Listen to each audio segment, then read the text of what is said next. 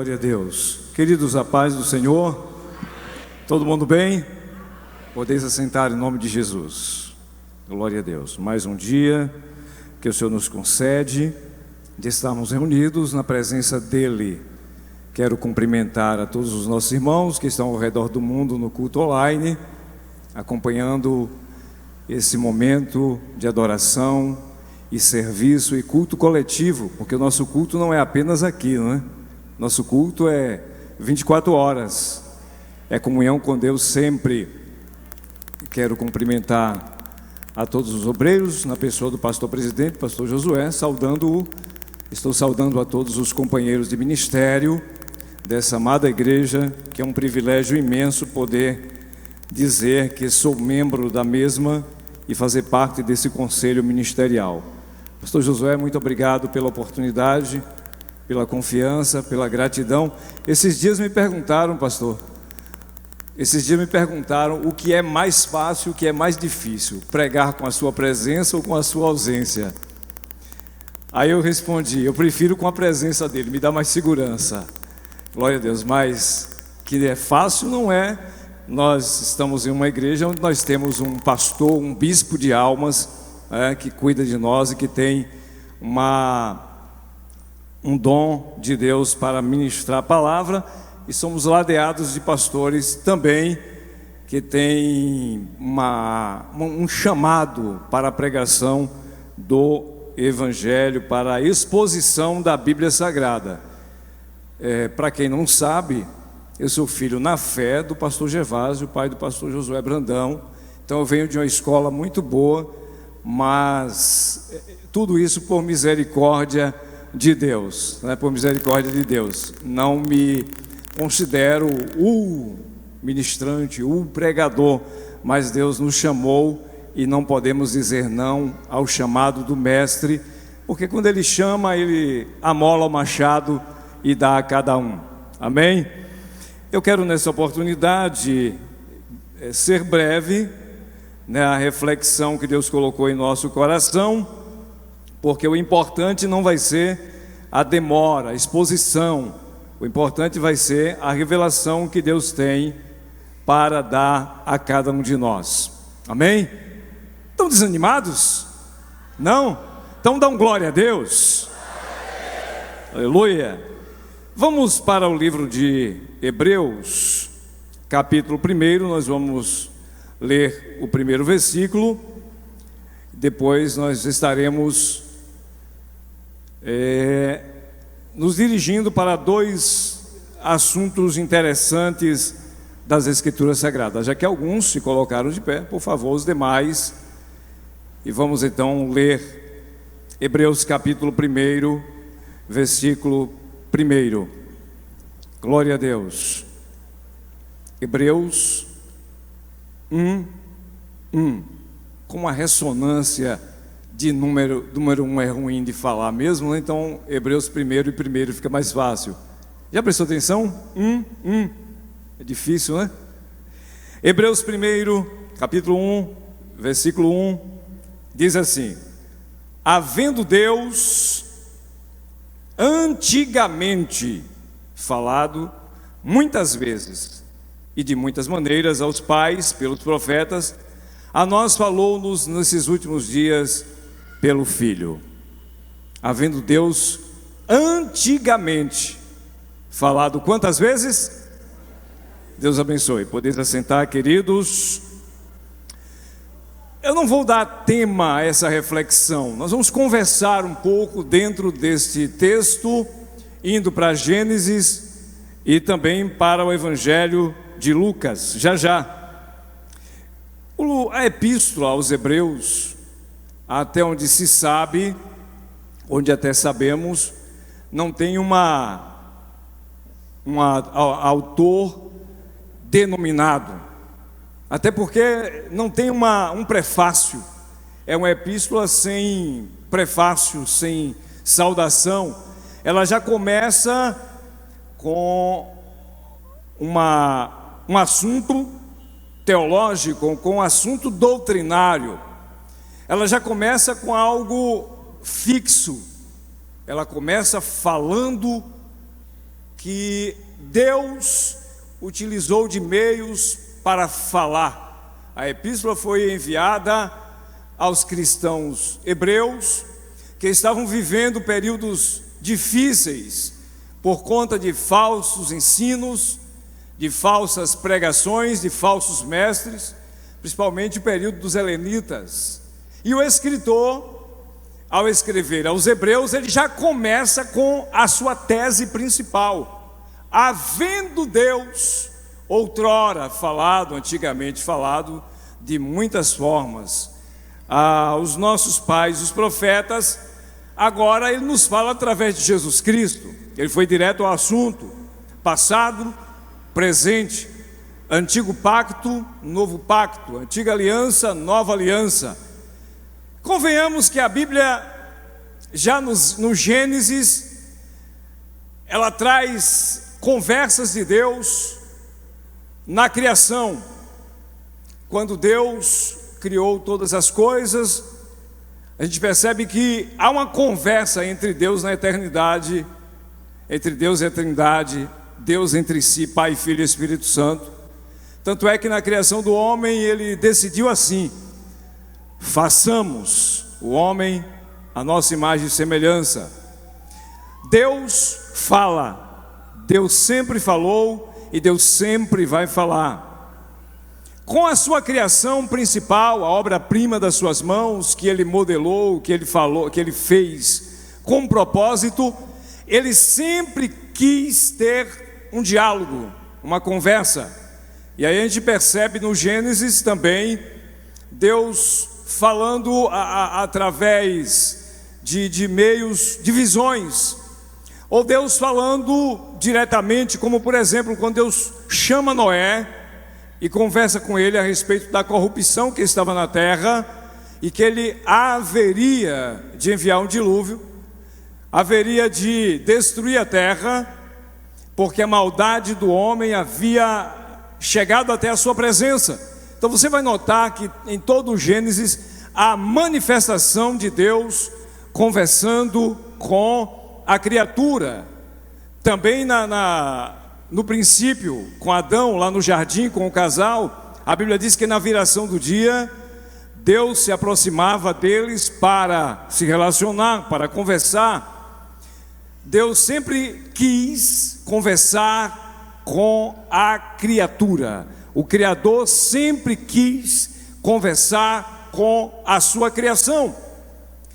E quando o escritor aos Hebreus ele se refere a passado e presente, eu quero tomar por base, e gostaria que colocasse, por favor, na tela, Gênesis capítulo 28, para nós termos uma noção de desejo de Deus de ter uma conversa com o ser humano, com o homem. E nessa noite eu tenho certeza que Deus está interessado a conversar com você, a falar alguma coisa com você também. Glória a Deus. A passagem de Gênesis 28, ela começa bem antes, mas trata-se de um episódio na vida de Jacó, o neto de Abraão. Gênesis 28, a partir do versículo 10, por favor. E a Bíblia nos diz, antes do versículo 10, essa história começa a ser contada por base em um acontecimento entre os dois filhos de Isaac com Rebeca, os gêmeos, Esaú e Jacó. Esaú era aquele garoto mais voltado para a caça, para o serviço do campo. Jacó era mais voltado, mas tinha uma tendência para o serviço doméstico.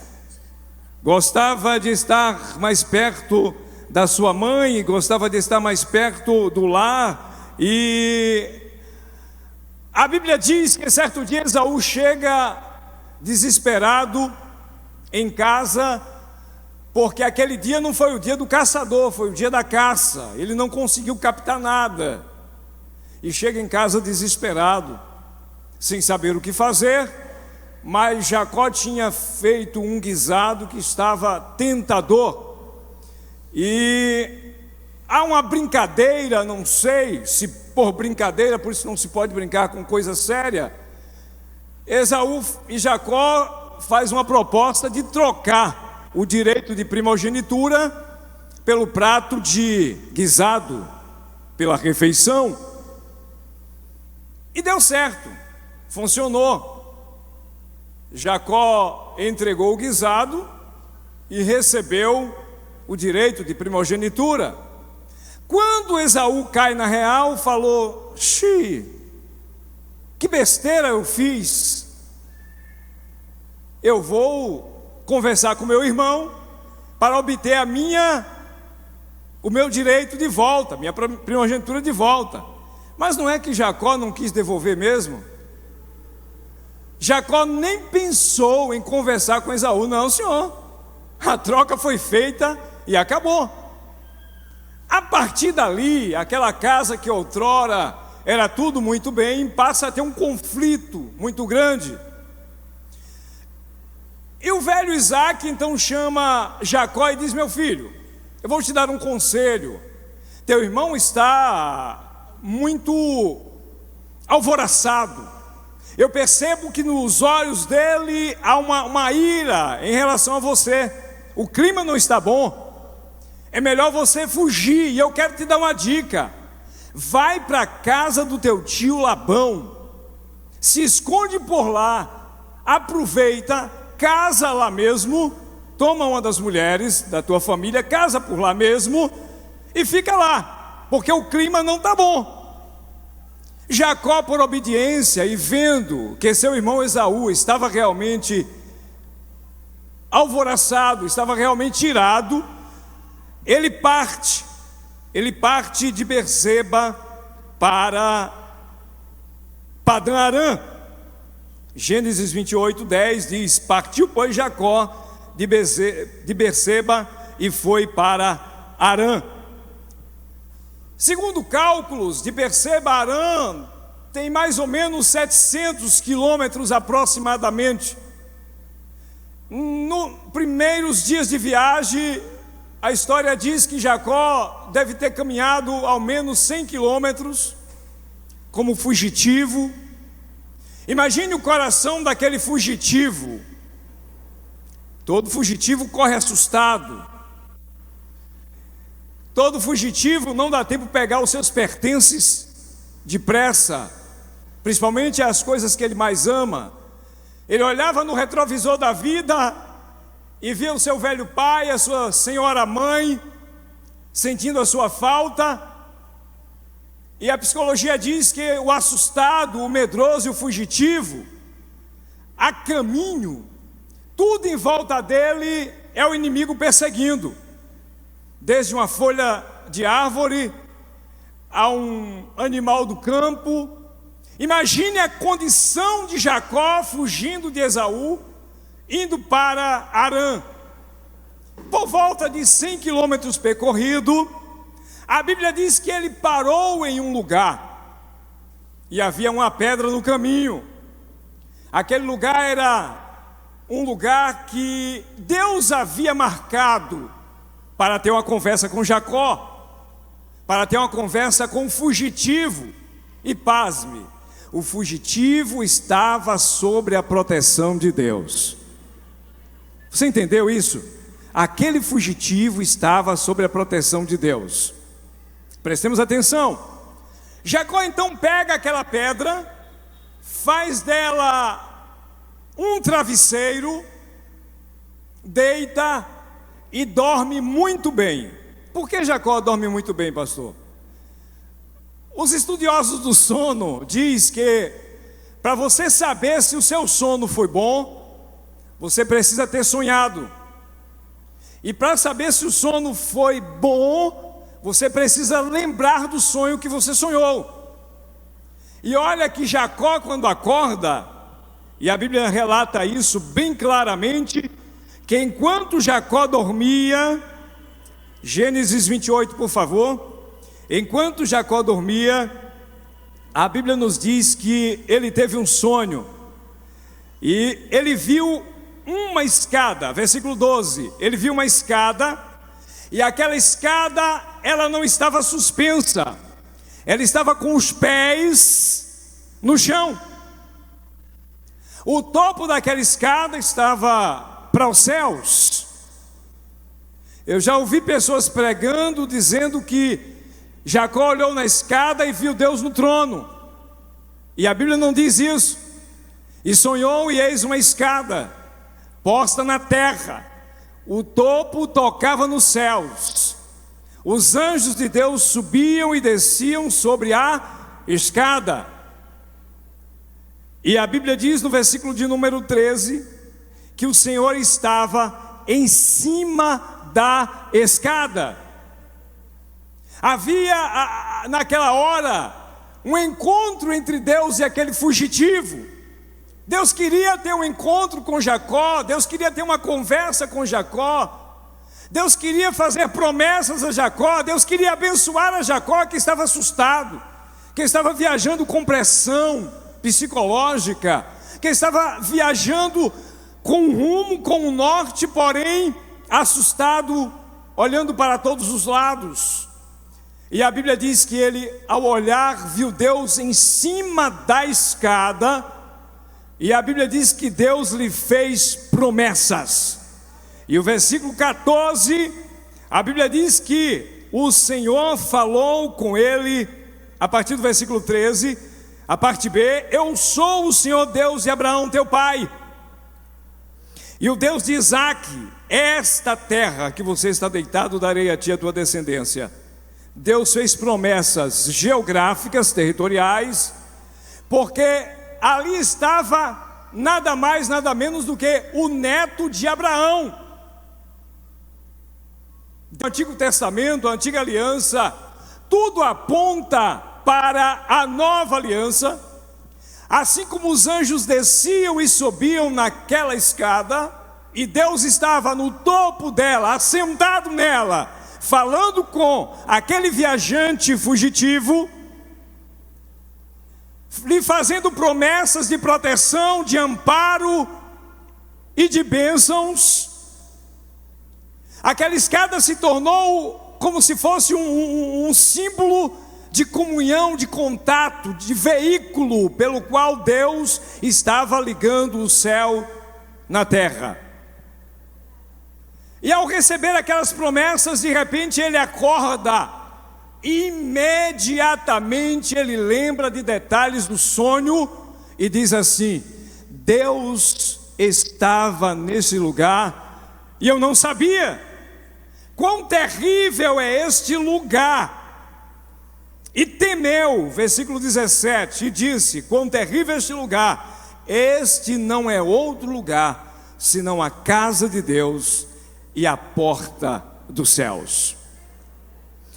Mesmo na aflição, mesmo na tribulação, mesmo na angústia, Jacó recebeu a visita de Deus. Voltando para Hebreus, o escritor diz que, havendo Deus antigamente falado de muitas formas e maneiras aos nossos pais, de muitas maneiras, Deus falava através de anjos, através de sonhos, através do profeta, através do Urim e Turim. Deus falava através de palavra profética, usando o vidente, usando o profeta, mas falava. Deus sempre quis se comunicar com a sua criatura. Então aquela pedra, acontece algo extraordinário. Aquela pedra no caminho de Jacó, que ele serviu de travesseiro. Ao acordar, portanto, Jacó toma aquela pedra, unge aquela pedra, e após ungir, dá nome naquele lugar e presta culto a Deus. A Bíblia não diz que ao deitar ele prestou um culto. Dificilmente na tormenta nós vamos ter habilidade para edificar um altar. Dificilmente na tribulação, na angústia, nós vamos ter equilíbrio para cultuar. Mas imediatamente ao acordar, a Bíblia diz que ele edificou naquele lugar um altar e colocou o nome daquele lugar de Betel, lugar onde Deus habita, casa de Deus. Vamos para a nova aliança, Lucas capítulo 23, versículo 33, diz assim: e quando chegaram ao lugar chamado a Caveira, ali o crucificaram. Só aqui parte A desse versículo. Havendo Deus antigamente falado aos nossos pais, os profetas, nesses últimos dias Ele quer falar através de quem? De Jesus Cristo. E ora, Jesus Cristo veio a este mundo e se comunicou muito bem com os homens, transmitindo a mensagem do perdão, da salvação. Ou seja, Deus veio e visitou a humanidade através de Jesus. Nesse ato da crucificação, me faz lembrar muito bem o episódio de Jacó. Como, pastor, se aqui não teve sonho? Presta atenção.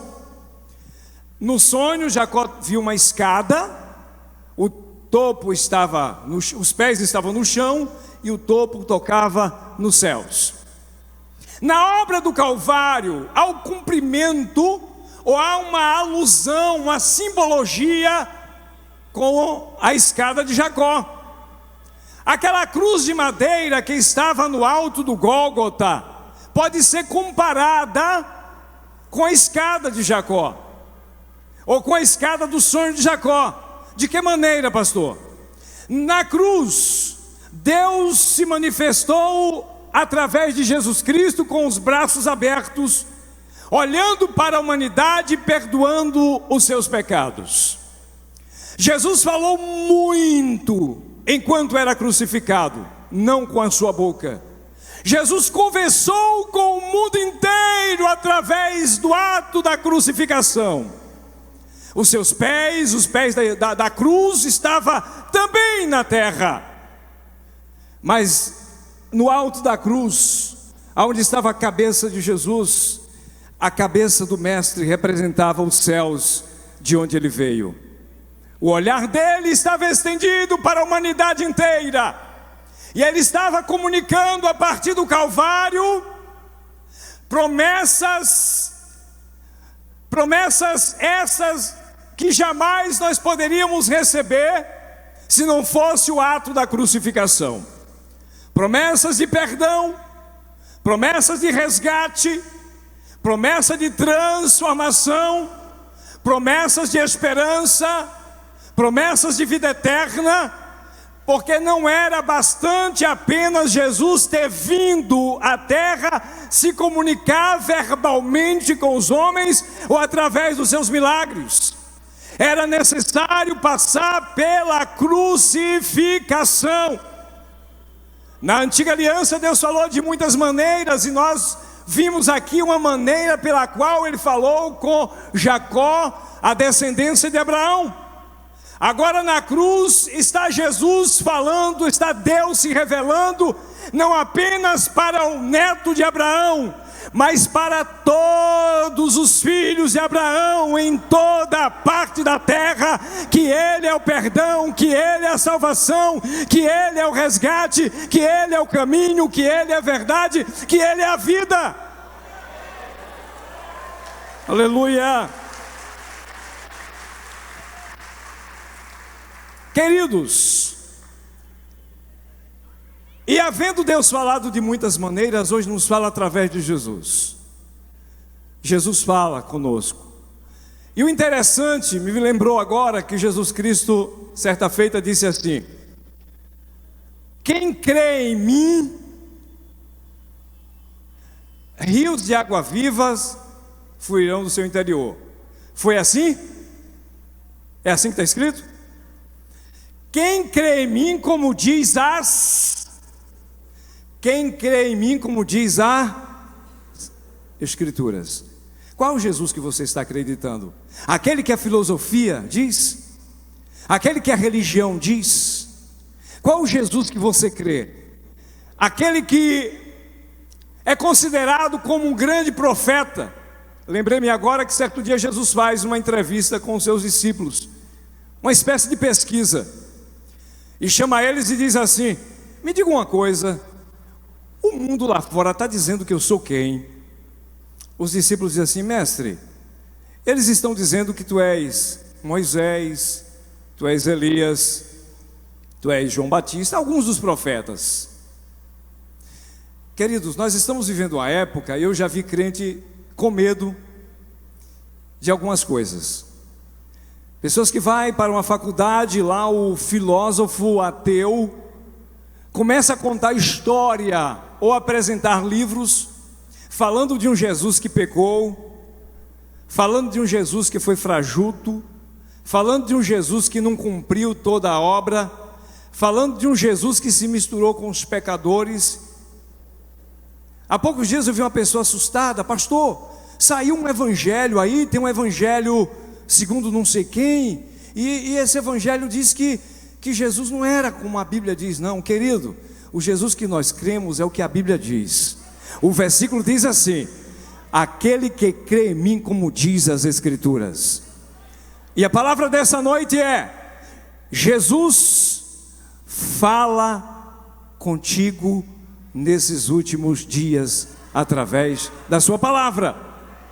Não tenha medo se alguém manifestar outro tipo de crença, falando que Jesus foi A, foi B, foi C, foi D, foi o alfabeto completo. Não, se preocupa não, basta você crer no Jesus que a Bíblia diz. E o escritor aos Hebreus disse: nesses últimos dias Deus fala para nós através de seu Filho, através de Jesus Cristo, e é esse evangelho que nós precisamos seguir, sem medo algum, sem pânico nenhum. É esse Jesus que nós precisamos acreditar, o Jesus que as Escrituras revelam. E qual é o Jesus que as Escrituras estão revelando para nós? É aquele mesmo que foi vaticinado pelos profetas, aquele mesmo que o salmista escreveu sobre ele, que Isaías escreveu sobre ele, que Deus prometeu na queda do homem. É esse Jesus. E nesses últimos dias a mensagem do Evangelho tem que ser a tese principal da pregação do Evangelho, é Jesus. Porque no passado Deus falava de muitas maneiras aos profetas, principalmente como falamos a questão de sonhos. Mas veio Jesus, e na cruz, com seus pés, a cruz cujos pés estavam na terra, mas Jesus, que representava os céus, estava apontando para o mundo perdido e dizendo: eu sou o caminho, eu sou a verdade, eu sou a vida, eu sou o perdão, eu sou a solução, eu sou o resultado, eu sou o que salva, o que liberta, aleluia, aquele que tira da prisão o cativo. E o Senhor, nesses últimos dias, Ele está tratando com uma igreja, porque eu tenho certeza que a igreja vai passar por uma mudança radical.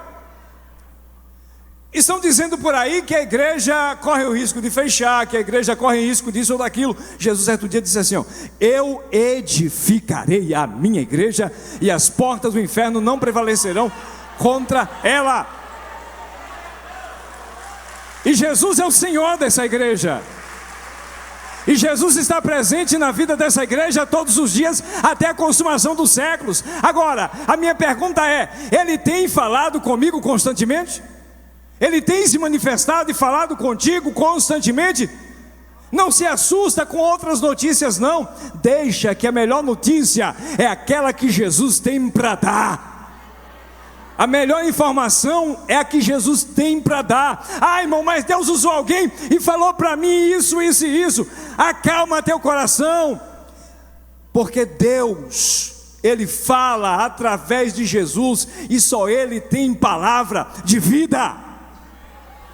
Palavra de vida, palavra de esperança, palavra de salvação. Havendo Deus antigamente falado aos nossos pais, os profetas, de muitas maneiras, hoje nos fala através de Jesus Cristo. Pensando bem, temos que caminhar com esse Jesus. Fica de pé, por favor.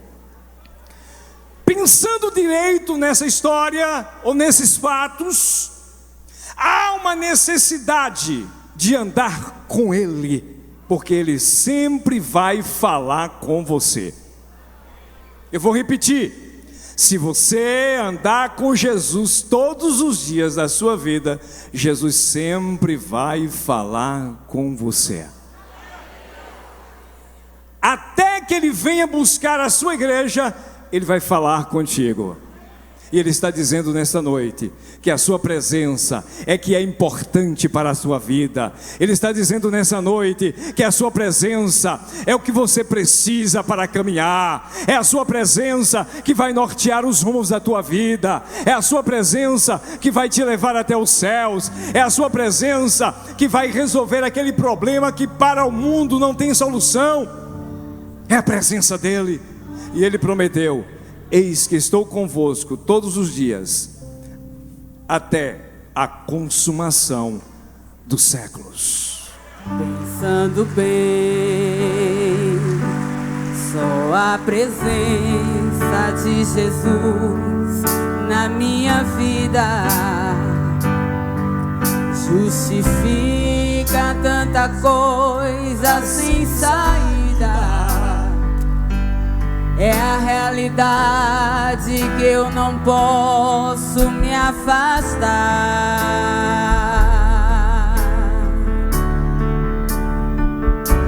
Sua presença me encoraja, me anima todo dia. Sem Jesus Cristo eu não sei